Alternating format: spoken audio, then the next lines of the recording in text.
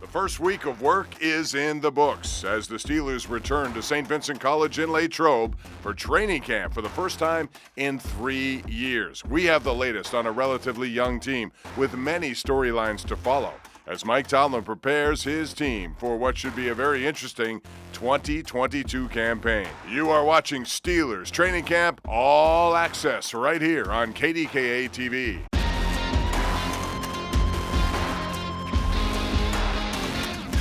Welcome to FedEx Steelers Training Camp All Access. Good evening, everyone, and welcome back to Saint Vincent College in Latrobe, Pennsylvania. Steelers Training Camp 2022 is underway, and what a day it was, what a week it was. I'm Bob Pompeani, joined by the quarterback of the program, Mr. Charlie Batch. How good was it to be out here for the first time in 3 years? Oh, it was awesome when you get a chance to be around the fans and you get a chance to. It's been 2 years since we've been up here. So to have the opportunity to come back here and now watch these guys practice in front of the fans, man, it was truly awesome to be back up here. Now, I noticed you were on the field quite a bit as you've been. You learn a lot more than we do, and you're a quarterback, so you would know naturally by being a quarterback. So what are your observations so far in week number one? No pads, but still very interesting stuff. Well, I mean, this is always football in shorts. So when you look at exactly, I'm waiting to get into pads. So everybody's looking to see what's going to happen on Monday. But man, just coming out here over the last 3 days, it was good to get everybody acclimated, getting them up to speed, and it was just good to see the tempo and what they were practicing with. So this is the first of what will be a 3-week-long Steelers training camp. Tomorrow a day off, well-deserved for the guys. And then on Monday, the pads will start popping in what will be probably the most active week of this training camp. Rich Walsh right now is going to take a look back on the week that was.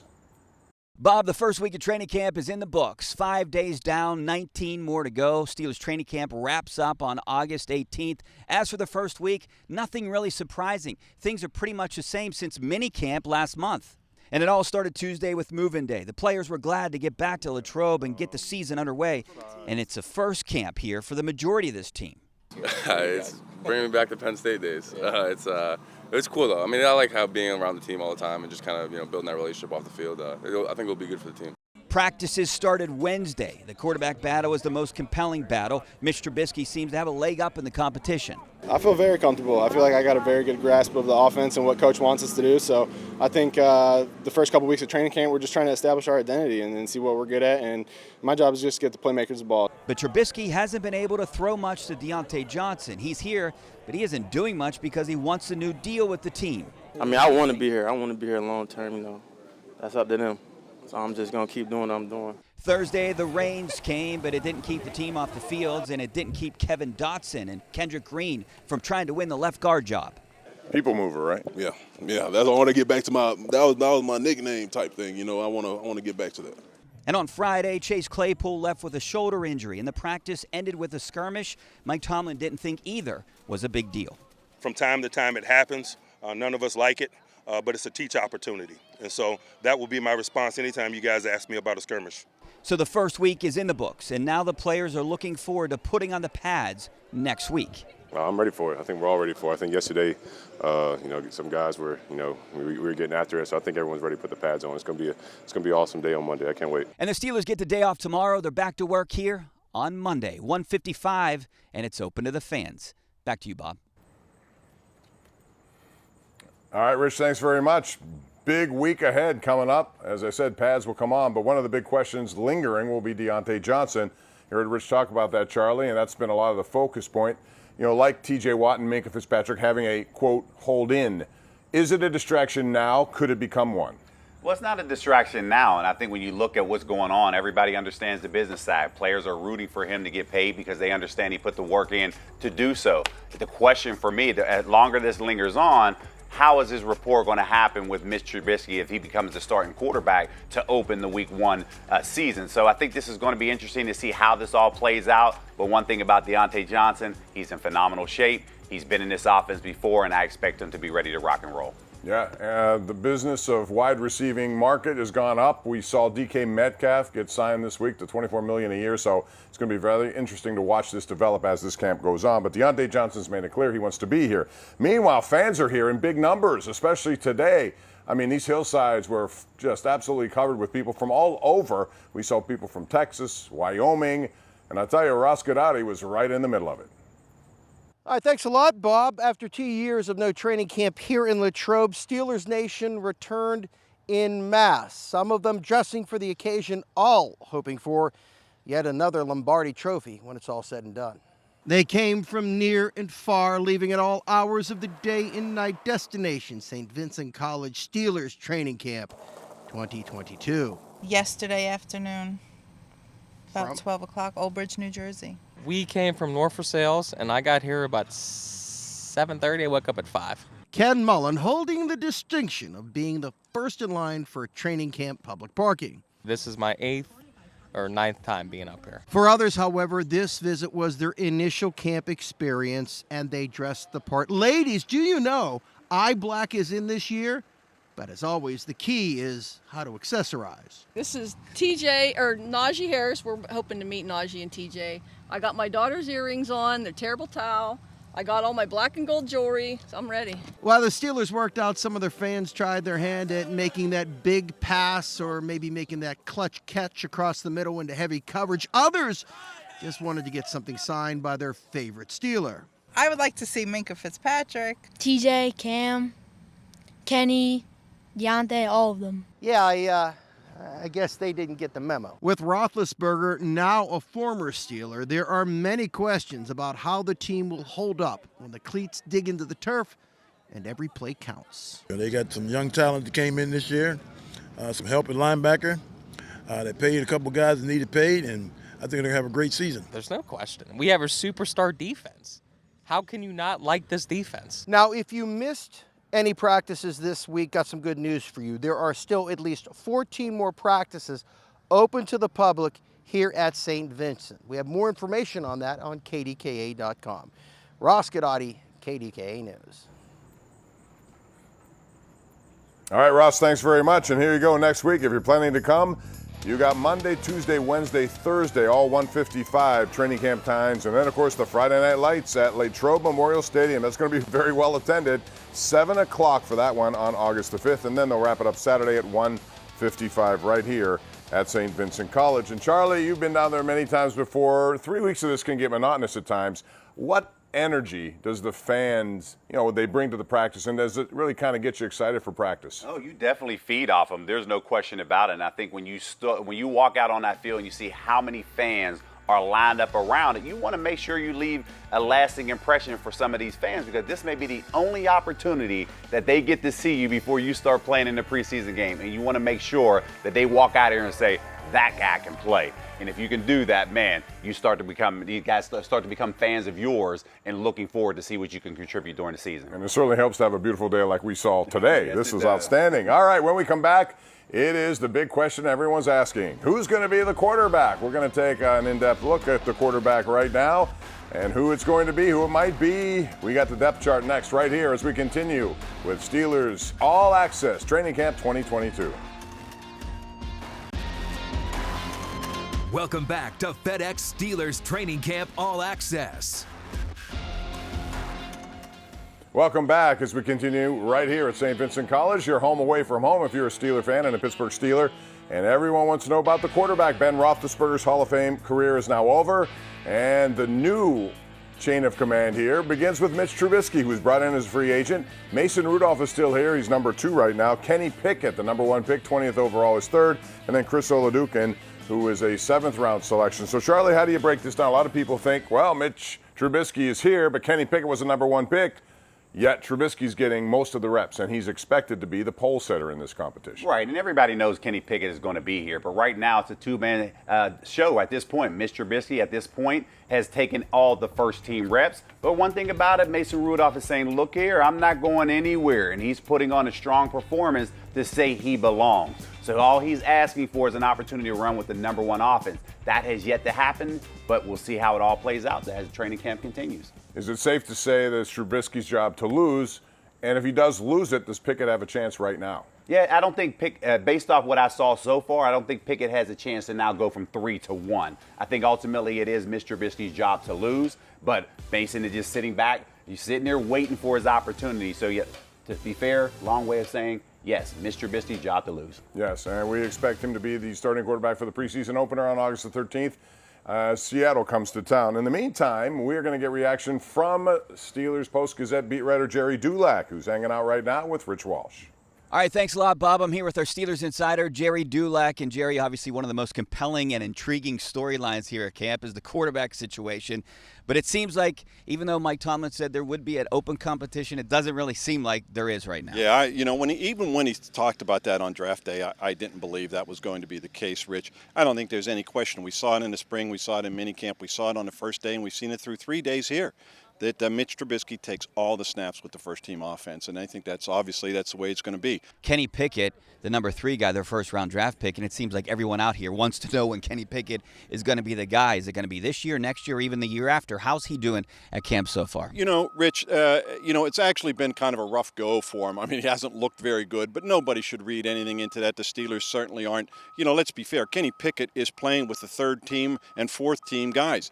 Mitch Trubisky's playing with all the starters. It might be a different story if he got to work more with the first team. But, I had a chance to talk to Mike Sullivan, the quarterback coach, the other day, and he was saying he's really impressed not only with Kenny Pickett's mobility, but his ability to throw on the run. That's not always the case with quarterbacks. They start moving outside the pocket, and their mechanics break down, and that doesn't happen with Kenny Pickett. So it's the thing that's impressed him the most about Pickett during training camp here. Maybe the only real battle at camp right now is at left guard. Kendrick Green, Kevin Dotson. And Kendrick Green said multiple times, he said it here at camp this week, said it in minicamp to me, that he didn't really feel comfortable at center. This is more of his natural position. How do you think this is going to unfold? What's going on at camp right now with those two? Yeah, he even went so far the other day to say he doesn't like playing center or didn't like playing center. That experiment, if you will, is over. They were disappointed in Kevin Dotson last year because he just couldn't get himself on the field. He was disappointed in himself. But the key for him is that, this offense wants to emphasize the run and revolve around Najee Harris with play action even more, and that plays right in to Kevin Dotson's strengths. He's a road grader. Yeah, definitely interesting to see what's going to happen there. But we have a long way to go, all the way till August 18th. Thanks a lot, Gerry. Back to you guys. All right, Rich, thanks very much. When we come back, Rich will be back, and he's going to be talking to the new defensive coordinator of the Pittsburgh Steelers, Teryl Austin, in his first year on that job. That's when we come back. Steelers All Access Training Camp 2022 continues right after this. Latrobe and Saint Vincent is a nostalgic venue for me. I want to see how miserable we can get today. Who enjoys it? I not only think about the 15 years that I've had to enjoy, but I also think about the ones that have come before me. That's it. World championship caliber teams, some of the best teams and best players ever to play the game. When I walk down that hill at St. Vincent, I think about that's the same track that Bill Cowher and Chuck Noll walked as well, and it's humbling and inspiring. Mike Tomlin, and he really enjoys coming up here. There's no question about that. You could hear him, his enthusiasm for being here, and think about that now. He mentioned Noll and Cowher, both Hall of Famers. He will join them in the future. That's 3 coaches in 53 years, and all of them are going to be heading to Canton, Ohio. And he has some new people on defense, including his new defensive coordinator. Rich Walsh spoke with Teryl Austin earlier this week. All right, Bob, I'm with Teryl Austin, defensive coordinator. So, hey, this is pretty good for you, right? You got a bunch of stars on that defense taking over. Yeah, we got a lot of good players, so it'd be nice when we get them all out there together, but it's good. I got a good group to work with. The guys are working hard, they're attentive and everything, so I'm really happy with that. How nice is it to have guys like, specifically Cam Hayward and TJ Watt out there? Well, I think it's great to have them out. Those guys love football, so ever since I've been here, they've always been at practice. They're always out there working their tail off. They're some of the hardest working guys, in addition to being some of the best football players we have. So are there the expectations have to be pretty high, highest paid defense. Do you feel any pressure at all? No, it's just it's a normal pressure that you always have, which is to get a defense out there that's going to help us win games and get in the playoffs and have a chance at the ring. And that's really the pressure you have. You have that no matter if you're the lowest paid or the highest paid. So your head coach is a defensive guy too. How much do you lean on Mike with the position that you have right now? Well, I think he's a defensive guy. We got a lot of good defensive coaches. So I think the biggest thing is we're always kicking ideas around about what would be best for us. And I think, obviously he's going to have a big input, and in terms of leaning on him, I think it's all more of a collaborative effort than a lean-on effort. How important is getting back to stopping the run this year? I mean, what do you have to do to get that back? Well, it's super important. I know everybody thinks, hey, it's a pass league, but if teams are running on you, then they have everything open. They have play-action pass, they have regular pass. They're just going to dictate the game to you. So that's why stopping the run is so important. And, we're just going to get back to fundamentals and basics and making sure we're fitting things up right, making sure our communication is good so we don't have open gaps, we don't have all that stuff. But most of it is more technique, making sure you're doing things the right way, getting lined up, communication. And so there's going to be a big emphasis on it. And we have to be better in that area. There's no question about that. Thank you, Rich, and thank you, Coach Austin. Charlie, I want to ask you, this is one of the highest paid defenses in the NFL. They got star power everywhere. What is your expectation of what they should be doing this year? Yeah, I really like what I'm seeing from Teryl Austin at this point. You're seeing coverages that we haven't seen before. The reason being is because you do have that veteran experience in the back end. So they're confusing our quarterbacks at this point. So from that perspective, I enjoy that. Communication, I love what Cam Sutton is doing back there as a leader of that group. But when you talk about where it all starts up front. Cam Hayward, TJ Watt, both of those guys are very disruptive at this point, and they are having very good camps as we start this training camp. Yeah, need Devin Bush to take the next step. Also, a very important year for him. When we come back, we're going to talk about some offensive players, two newcomers on the offensive wide receiving depth chart. They're making an impact already. That's next as we continue right here from Saint Vincent College in Latrobe. Welcome back to FedEx Steelers Training Camp All Access. Welcome back, and today it was a big day. The Steelers announced their Hall of Honor class of 2022. Heath Miller on it, one of the great tight ends in history. He'll be joined by the late, great Myron Cope and all that he brought here to Pittsburgh, including that legendary terrible towel. Sam Davis, one of the most underrated offensive linemen in history. And going back to the 1950s, Ray Matthews, who was outstanding halfback, wide receiver. He did it all for that team. And Heath Miller was honored on the field. Mike Tomlin called him out. He got a rousing ovation, and then he spoke about what this day was like. It's hard to really put into words, to be honest with you. I think, I knew this was in existence, but I didn't give too much thought to one day being a part of it. And so to think about the legacy of the Steelers and the great players who have come through here, like I said earlier, to even be mentioned in the same area code as some of those guys, it's really hard to put into words what it means to me. One of the classiest tight ends you're going to ever meet, people you ever meet, and Charlie Batch had a few touchdown passes to Heath. We'll discuss that in a second, but we're talking about also a big day with young receivers who are here, part of the draft class of 2022. And boy, they got some talent there. Two wide receivers who seem to be making an impact already. George Pickens, he's one of them, big, tall receiver. And boy, has he made some big receptions already in this first couple of days of camp. And then Calvin Austin III, he is a small guy, but boy, is he a burner. Those guys are happy to be here and part of the Pittsburgh Steelers offense. We already had that mindset that, we come in to just work every day. George is a dog, I'm a dog. That's what I'm saying. Like what I showed right there, that was just just a part of practice almost. So we just come in the show, try to make big plays, and just help the team out every day. I remember I was saying the first mini camp about Calvin, and we feed off of each other. And that's to this day, man. We roommates here, so every day we feed off each other, just like my brother. All right, let's go inside the game. Presented to you by Saint Vincent College. You'll see that these are the guys who had impacts here last year. Deontay Johnson with, of course, 107 catches. Chase Claypool, 59 catches, which was down from his first season. Cody White also had 5 receptions, but they also lost guys like Ray McLeod, who stepped up and got a nice free agent contract after 39 receptions. James Washington, he is with a new team, and so is Juju Smith-Schuster, who had, of course, the injury and now is with the Kansas City Chiefs. So, Charlie, these receivers, can they make an impact immediately, and if so, how big of an impact? Yeah, this team is depending on them to make an impact. And when you look at what Calvin Austin is doing, they're moving him around in multiple positions to see what he's better at. And he's one of those guys that when you get the ball in his hand, he can make plays. Now, when you look at George Pickens on the other side, this guy here can flat out fly. And he is now benefiting from the loss of Deontay Johnson not being in the lineup. Chase Claypool not being in the lineup. So that allows him to have more time to now work with the quarterback and now see what he can possibly do out here. He's gaining more confidence, and the more confidence that he gets, the more opportunities he's going to have to be in this offense. So I'm really excited to see these two young receivers. Offering different types of assets here. Big playmaker down the field and also a lot of speed in that wide receiving corps. All right, we're going to tell you one more time about the big week coming up this week. Pads on Monday. You're going to hear them popping all the way into downtown Pittsburgh. We have more coming up as we continue with Steelers Training Camp 2022 All Access.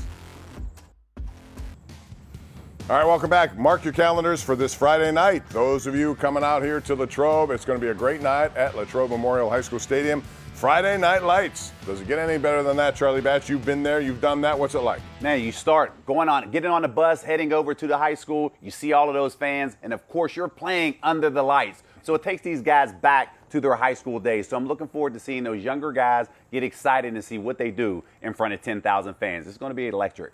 That keeps everybody on par, man. They're up for it. They're looking forward to it, and we're looking forward to it as well. And we'll be back here again next Saturday night, 11:35. So join us for our third and final all-access presentation of Steelers Training Camp 2022. For everyone here, Charlie Batch included, I'm Bob Pompeani. Have a good night, everyone. We'll see you again next Saturday right here on KDKA.